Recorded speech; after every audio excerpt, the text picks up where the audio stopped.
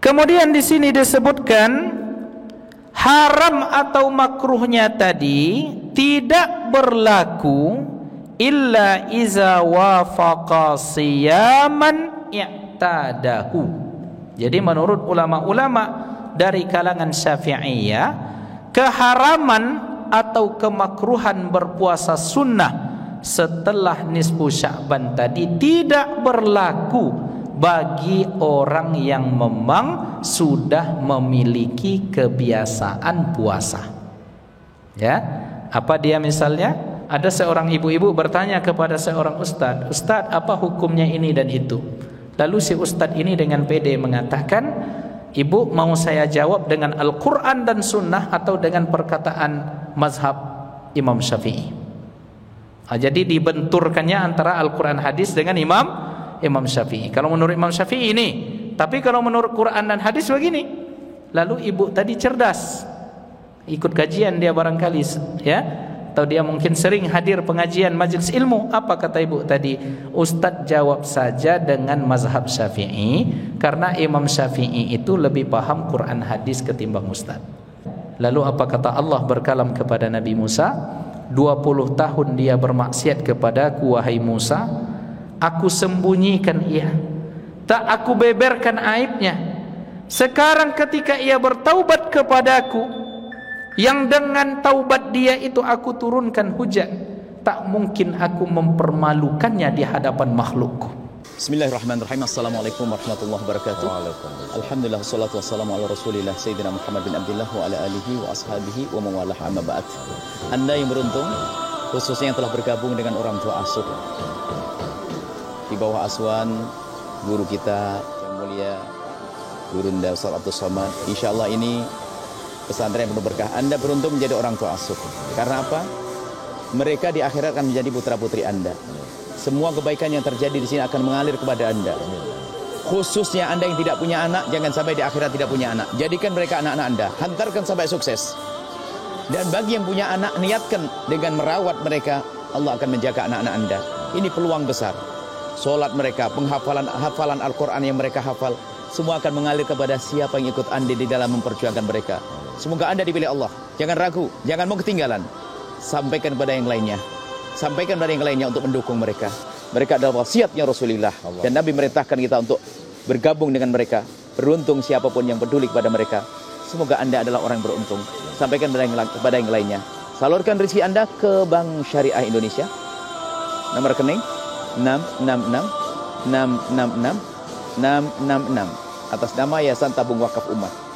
Dan mohon disertakan kode transfer 03 di akhir terminal. Konfirmasi bisa langsung ke nomor telepon 0852 6541 6060. Insya Allah ini pengikat antara kita dengan Rasulullah, sehingga kita di surga bersama baginda Nabi Muhammad SAW. Sampaikan kepada yang lainnya. Nuhibbukum fillah. Assalamualaikum warahmatullahi wabarakatuh. Bismillahirrahmanirrahim. Alhamdulillahi rabbil alamin, hamdal hamidin, hamdal mustaghfirin.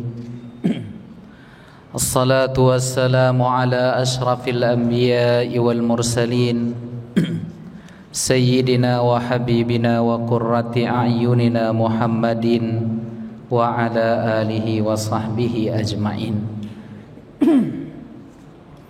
Asyhadu an la ilaha illallah wahdahu la syarika lah, wa asyhadu anna Muhammadan abduhu wa rasuluhu la nabiyya wa la rasula ba'dah.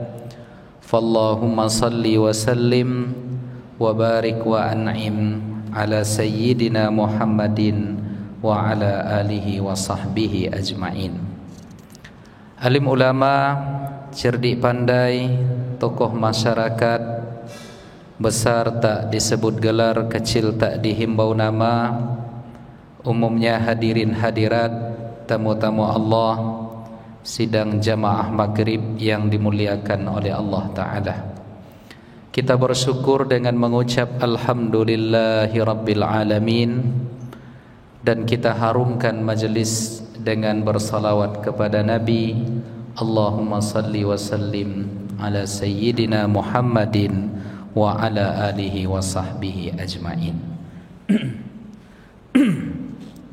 Bapak Ibu hadirin hadirat yang dimuliakan oleh Allah Ta'ala, kita membahas kembali kitab Al-Mawsu'atul Ilmiyah lil Masailil Fiqhiyah, masalah-masalah yang menghimpun atau yang beredar di tengah masyarakat, yang menjadi perbincangan atau mungkin perdebatan di tengah masyarakat. Pada kesempatan yang baik ini, kita akan membahas persoalan di mana banyak beredar di masyarakat satu paham yang mengatakan apabila Sya'ban sudah masuk ke paruh yang kedua atau 2 pekan Sya'ban terakhir, maka kita tidak diperbolehkan lagi untuk berpuasa sunnah. Jadi ada beredar di tengah masyarakat paham seperti ini, sehingga setelah nisfu Sya'ban mereka tidak mau lagi melaksanakan puasa sunnah. Nah, ini akar pemahaman ini dari mana? Sehingga muncul asumsi di tengah masyarakat, tidak boleh lagi kita berpuasa sunnah apabila Sya'ban sudah sampai di paruh yang kedua. Jadi setengah Sya'ban terakhir itu tidak boleh puasa lagi. Setelah kita lacak, setelah kita cek, rupanya Bapak Ibu yang dimuliakan oleh Allah, ada satu hadis Nabi yang bersumber dari Abu Hurairah, anna Rasulullah sallallahu alaihi wasallam qala, bahwasanya Nabi Muhammad sallallahu alaihi wasallam bersabda, idzan tasafa Sya'banu fala tasumu, apabila Sya'ban sudah memasuki paruh yang kedua, maka janganlah berpuasa. Jadi rupanya Bapak Ibu sekalian, asalnya pemahaman ini dari hadis Nabi Muhammad sallallahu alaihi wasallam. Nah, lalu apabila kita mendapatkan satu hadis, kita harus merujuk pemahaman hadis itu kepada ulama-ulama yang muktabar. Lalu dalam hadis ini, apa sesungguhnya pesan Nabi atau bagaimana kesimpulan hukum?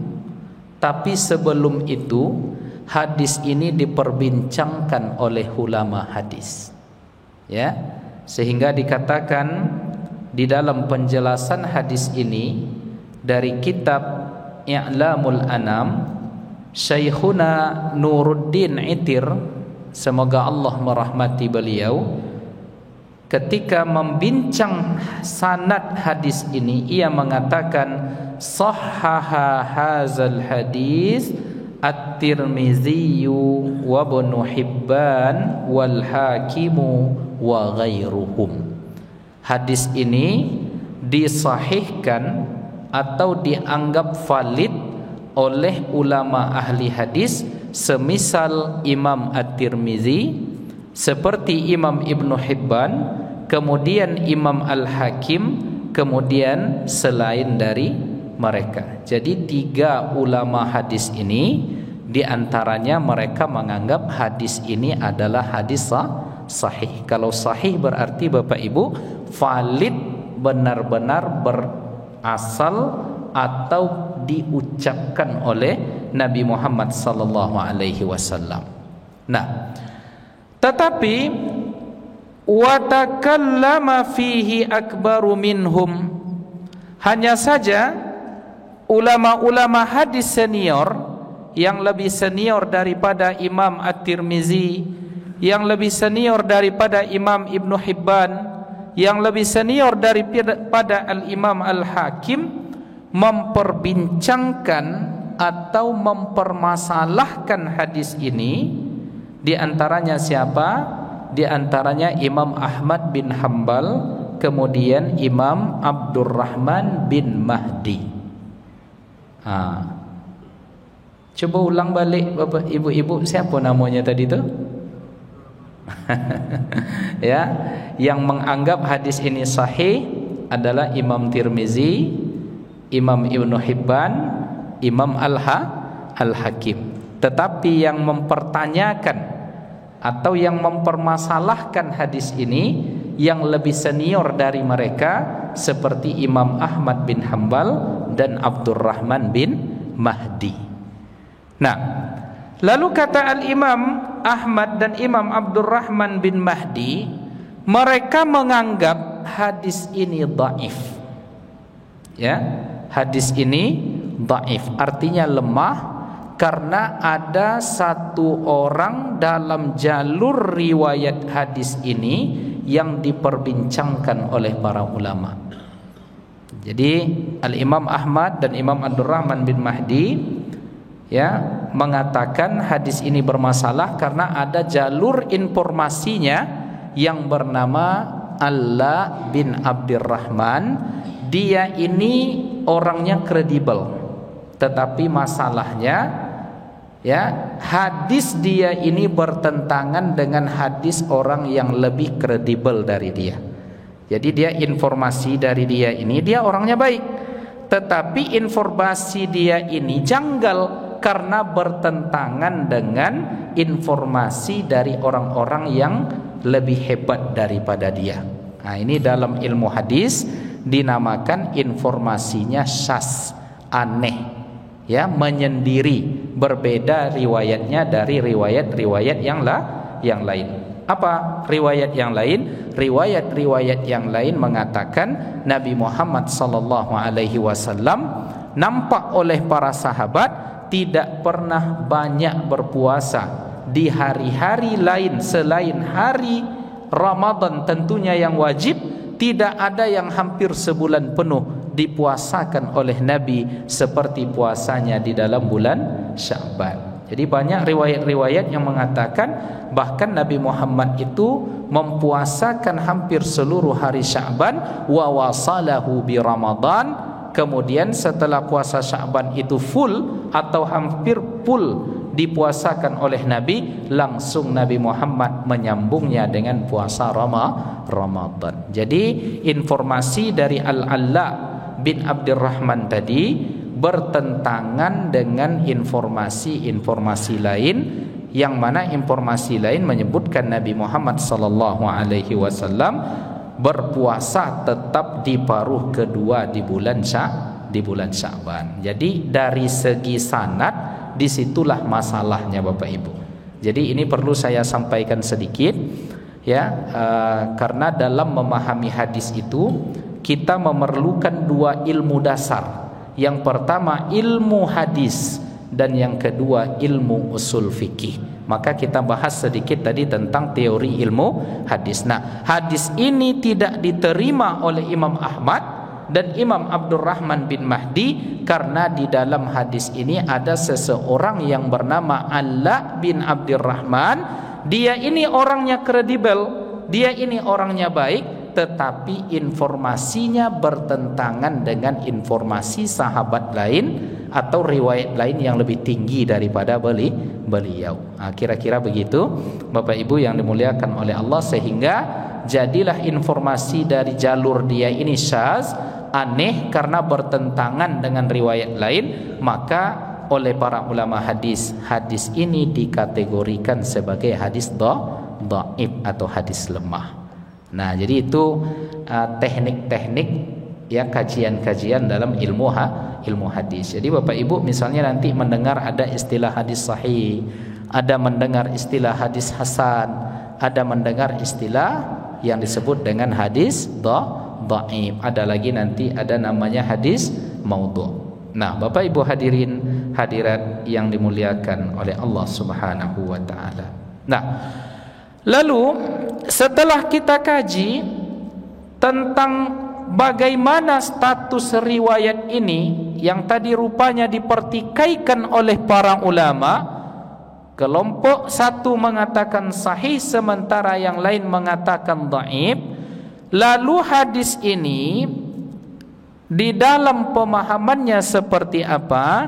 Dalal hadis ini menunjukkan haramnya berpuasa setelah bulan Sya'ban memasuki paruh yang kedua. Secara zahir memang nampak seperti itu karena Nabi melarang. Ya, jadi kalau ada larangan maka nampak dari situ ini adalah ada kecenderungan haram di balik larangan tersebut. Nah, jadi di antara pendapat itu ya, di antara ulama yang berpegang dengan pendapat ini adalah sebahagian golongan dari ulama-ulama bermazhab Syafi'i. Jadi dalam literatur ulama mazhab Syafi'i ada di antara mereka yang memang mengharamkan atau ada pula yang memakruhkan berpuasa setelah nisfu Sya'ban. Nah, kemudian di sini disebutkan haram atau makruhnya tadi tidak berlaku illa iza wafaqa siyaman i'tadahu. Jadi menurut ulama-ulama dari kalangan Syafi'iyah, keharaman atau kemakruhan berpuasa sunnah setelah nisfu Sya'ban tadi tidak berlaku bagi orang yang memang sudah memiliki kebiasaan puasa. Ya, apa dia misalnya? Misalnya ini orang sudah terbiasa puasa Senin, Kamis seperti jamaah Masjid Al-Falah. Ya, alhamdulillah rutin Senin, Kamis, Senin, Kamis. Nah, karena ia rutin melaksanakan puasa Senin dan Kamis ini, maka setelah nisfu Sya'ban pun ketika mereka berpuasa lagi dia tetap berpuasa Senin dan Kamis atau dengan niat dia tetap berpuasa Sya'ban, maka orang yang seperti ini tidak ada keharaman atau tidak ada kemakruhan. Lanjut, silahkan. Atau yutra'u bisababis siyam atau yatra'u sababus siyam, atau misalnya ada sebab yang mewajibkan dia untuk berpuasa. Misalnya ada hutang puasa pada tahun yang lalu, karena kesibukan akhirnya lalai lupa, baru teringat rupanya ada 1-2 hari pada Ramadan yang telah berlalu belum sempat diqadha, belum sempat diganti, maka digantinya pada setelah Sya'ban, setelah nisfu Sya'ban. Maka orang seperti ini juga tidak makruh atau tidak diharamkan untuk berpuasa. Nah, jadi Bapak Ibu yang dimuliakan oleh Allah, itu ya pendapat sebahagian ulama dari kalangan mazhab Syafi'i.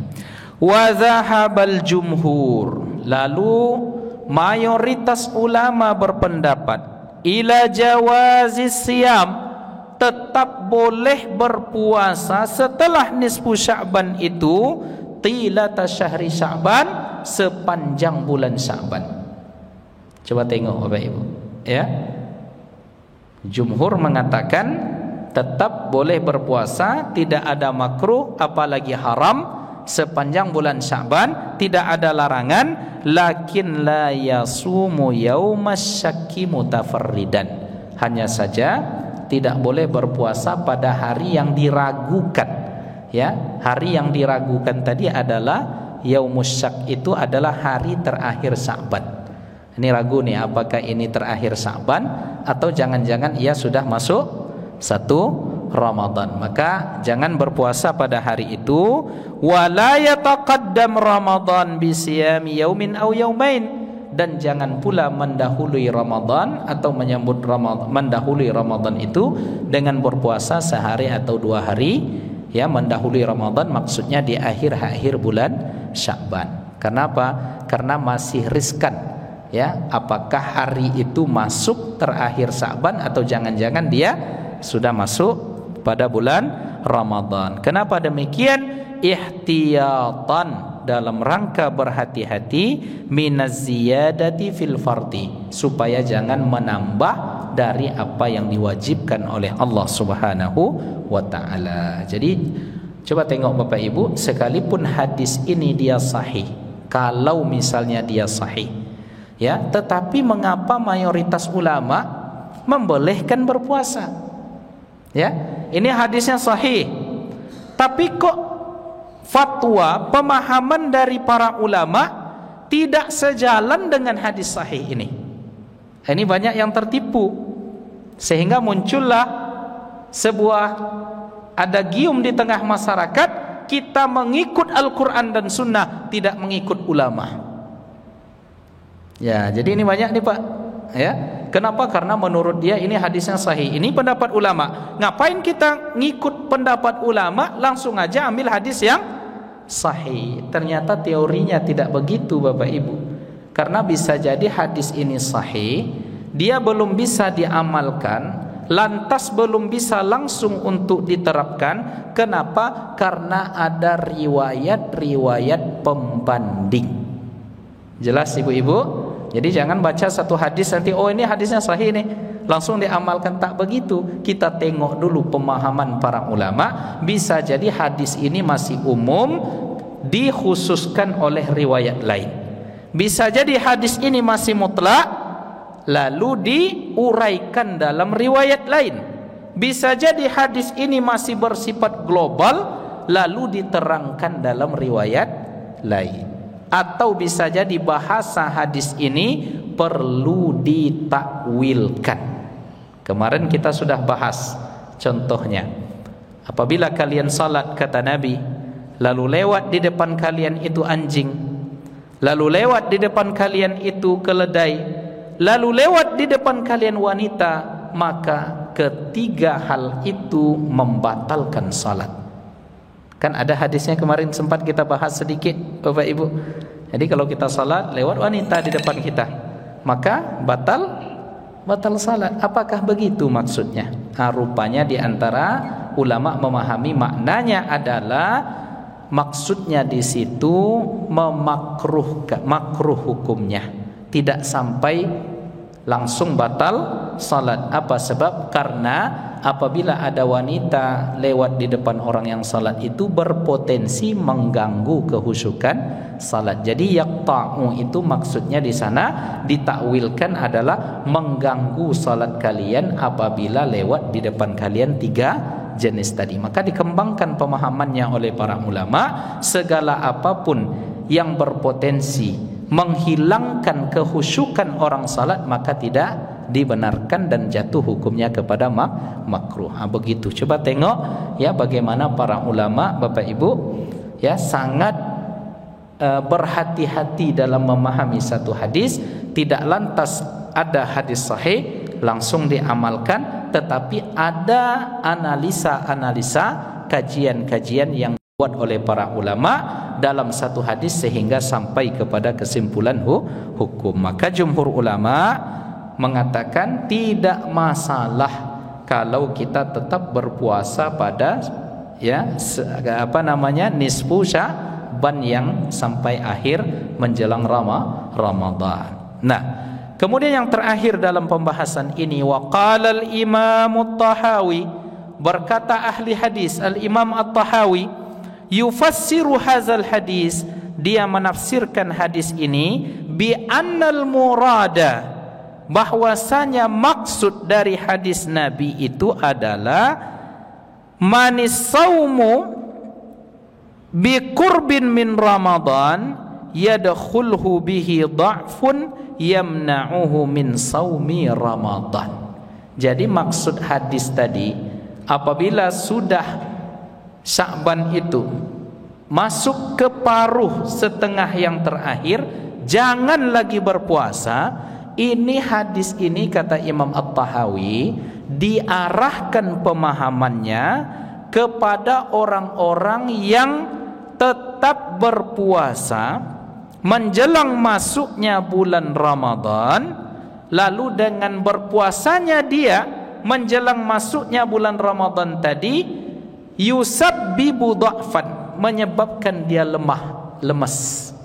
Ya, lemah dia, loyo dia, sehingga jatuhlah ke sakit atau mungkin tidak fit tubuhnya, sehingga dia tidak sempurna melaksanakan puasa bulan Ramadan. Disitulah letak larangan Nabi itu sesungguhnya. Jelas itu Pak. Jadi rupanya satu hadis Nabi itu perlu kita baca keterangan ulama. Jangan lantas ini hadis Quran hadis, kita ngikut Quran hadis saja. Macam tak tahu dia para ulama ini juga adalah memahami Quran dan hadis. Bahkan ada yang lucu dulu Bapak Ibu. Ada seorang ibu-ibu bertanya kepada seorang ustaz, "Ustaz, apa hukumnya ini dan itu?" Lalu si ustaz ini dengan pede mengatakan, "Ibu, mau saya jawab dengan Al-Quran dan Sunnah atau dengan perkataan mazhab Imam Syafi'i?" Jadi dibenturkannya antara Al-Quran hadis dengan Imam Syafi'i. Kalau menurut Imam Syafi'i ini, tapi kalau menurut Quran dan hadis begini. Lalu ibu tadi cerdas, ikut kajian dia barangkali, ya, atau dia mungkin sering hadir pengajian majelis ilmu. Apa kata ibu tadi? "Ustaz jawab saja dengan mazhab Syafi'i, karena Imam Syafi'i itu lebih paham Quran hadis ketimbang Ustaz." Kan codek jawabannya itu Pak. Ya, dibenturkannya antara Imam Syafi'i dengan Quran Sunnah Pak. Tuh lalu mau Quran hadis atau Quran Sunnah? Ini Quran Sunnah, ini Imam Syafi'i. Ibu mau Quran Sunnahnya atau pendapat Imam Syafi'i?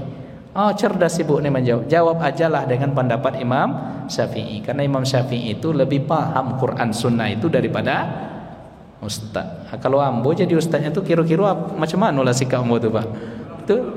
Itu setelah itu langsung ambo cakap wabillahi taufik wal hidayah. Wassalamualaikum. Itu langsung berhenti ceramahnya Pak namanya. Karena kena ska apa nama itu Pak? Skamat ya.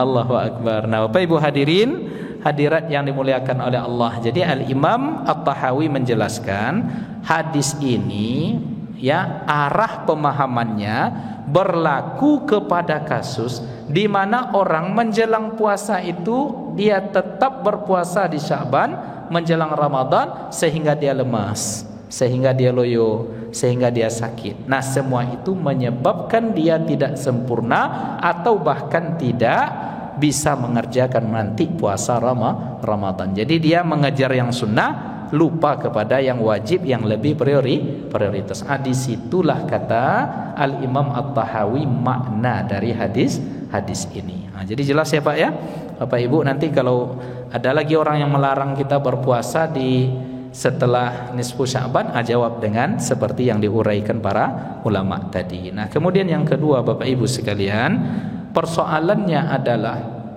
ternyata di antara cara kita menyambut Ramadan itu membekali diri dengan ilmu. Ya, membekali diri dengan ilmu. Di antara yang banyak terjadi di tengah masyarakat adalah, "Ustaz, saya puasa Ramadan tahun yang lalu, saya jamak niatnya di awal malam Ramadan itu. Sengaja aku berpuasa pada bulan Ramadan tahun ini lillahi ta'ala, sehingga pada malam kedua, malam ketiga, malam keempat tak niat lagi saya Ustaz."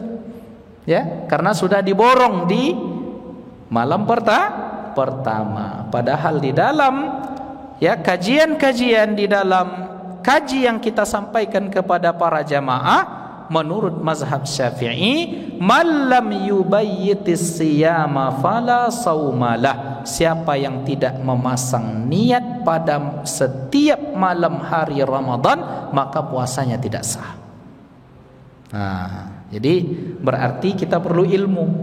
Jadi nanti niat puasa Ramadan itu selalu diulang setiap malam. Selalu dia diulang setiap malam. Malamnya kapan? Mulai dari terbenam matahari tadi. Ya, pada hari Senin hari ini terbenam matahari tadi, masuk waktu maghrib, disitulah awal mula malam sampai terbit fajar shadiq ketika nanti azan subuh. Maka di bahagian manapun kita memasang niat untuk berpuasa di malam ini, mulai dari terbenam matahari maghrib tadi sampai waktu subuh besok, silahkan dipasang niat sepanjang di dalam malam harinya. Kenapa? Karena mazhab Syafi'i menguatkan hadis man lam yubayyitis siyam fala sauma lahu. Siapa yang tidak memasang niat di malam harinya untuk berpuasa wajib Ramadan, maka puasanya tidak sah. Makanya Bapak Ibu, kalau di masjid-masjid kita di tanah Melayu ini, di Pekanbaru, di Riau secara umum, itu sebelum berdiri salat tarawih, itu Bilal akan mengatakan begini, rahimallahu liman nawassawm. Begitu Pak ya? Rahimallahu liman nawassawm. Nawaitu sawma ghadin an adai fardi syahri ramadana hadhihi sanah lillahi ta'ala. Serentak makmum mengucap itu. Coba tengok cerdasnya ulama-ulama kita di Nusantara dulu, sebelum ya melaksanakan ibadah tarawih itu, Bilal mengucapkan rahimallahu liman nawassawm, Allah merahmati orang yang meniatkan puasa. Maka setelah itu jamaah langsung memasang niat. Dilafazkan dengan lisan tak masalah ya, maka mereka mengatakan nawaitu shauma ghadin an adai fardhi syahri ramadan hadhihi sanah lillahi ta'ala. Barulah setelah itu diisi dengan zikir-zikir ya. Kalau di sini apa zikirnya Bapak Ibu ya? Subhanal malikil ma'bud, subhanal malikil mawjud, subhanal, dan seterusnya. Kalau baca itu udah rasa-rasa Ramadan aja rasanya Pak ya. Ya padahal insyaallah sekitar 11 atau 12 hari lagi, atau ya 11 hari lagi barangkali ya. Maka Bapak Ibu, cerdasnya para ulama kita supaya kita tidak tertinggal niat, maka di saat akan bertarawih itu Bilal mengingatkan kita rahimallahu liman nawassawm. Nah, jadi yang pertama yang perlu kita perhatikan untuk menyambut Ramadan itu persiapkan diri dengan ilmu. Lalu yang kedua apa? Yang kedua yang perlu kita persiapkan menyambut Ramadan ini dengan memperbaharui taubat kita kepada Allah Subhanahu wa ta'ala. Maka di antara cara bertaubat itu adalah dengan memperbanyak istighfar ya. Dan rupanya Bapak Ibu ya, taubatnya satu orang itu bisa memberikan efek positif kepada komunitas khalayak ramai, sekampung, senegara ya, seprovinsi mendapatkan berkah dari taubat satu orang. Nah, apa contohnya dan seperti apa contoh realnya? Ini disebutkan di dalam kitab Mausu'atul Akhlaq. Di zaman Nabi Musa alaihi salam terjadi kekeringan sehingga mati banyak binatang ternak. Tanah-tanah kering, tidak menumbuhkan pepohonan dan tumbuhan. Lalu masyarakat kehausan, kekeringan. Lalu Nabi Musa alaihi salam dengan umatnya ketika itu, jika ditarik syariatnya seperti syariat kita, melaksanakan salat istisqa. Lalu salat istisqa, berdoa meminta kepada Allah. Lalu tak kunjung turun hujan. Ya, tak kunjung turun hujan. Lalu didengarlah oleh Nabi Musa ini kalam Allah. Wahai Musa, kalian terhalang mendapatkan hujan. Kalian tidak aku turunkan kepada kalian hujan, sebab di antara kalian yang hadir itu ada seseorang yang masih bermaksiat, belum bertaubat dengan sebenar taubat kepadaku. Gara-gara dia seorang, aku tunda menghadirkan hujan. Coba tengok Bapak Ibu. Nah, akhirnya apa? Ya, ini sama dengan kasus ketika kita ditimpa musibah apa kemarin? Kabut asap. Ya. Lalu salat istisqa. Udah beberapa kali salat istisqa tak turun hujan. Ada komentar dari salah seorang ustadz kita, macam mana mau turun hujan orang yang membakar hutannya di situ katanya. Ya, orang-orang aktor-aktor intelektualnya di situ. Nah, dan dia hadir entah untuk apa. Ya, dia yang berbuat, ya, dia yang hadir di situ. Ya, barangkali dia tidak memperbaharui taubat kepada Allah.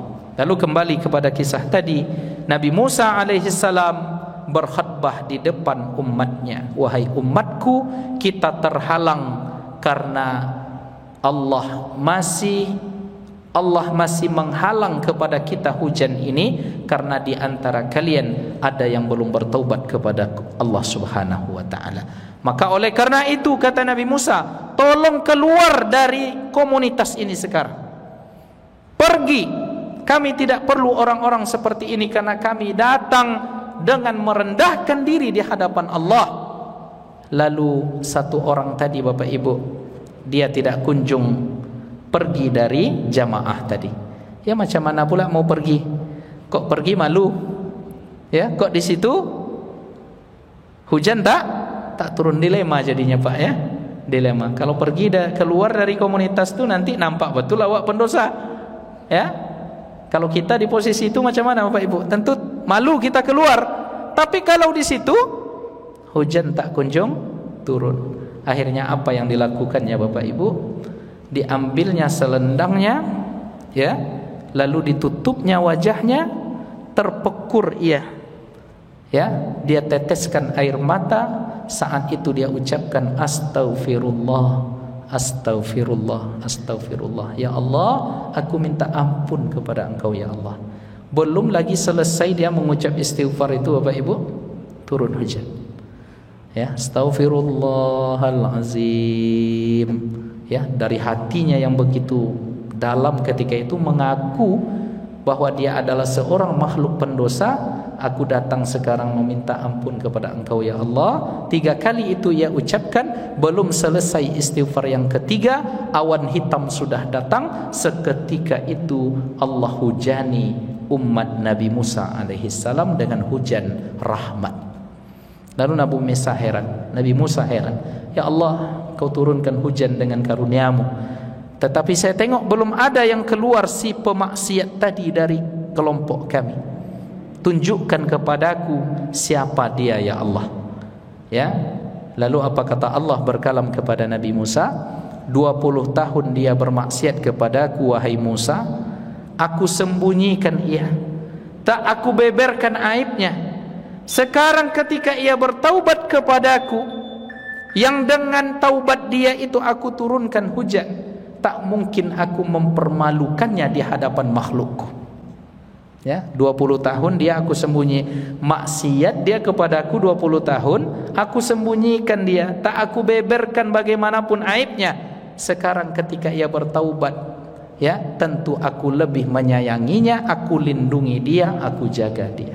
Tak aku akan beritahukan kepada siapapun. Maka oleh karenanya Bapak Ibu, ya, mana tahu, ya, kita tidak tahu entah karena istighfar siapa atau ibadah siapa atau doa siapa, kita hari ini masih mendapatkan udara yang segar, rezeki yang halal, ya, kehidupan yang aman.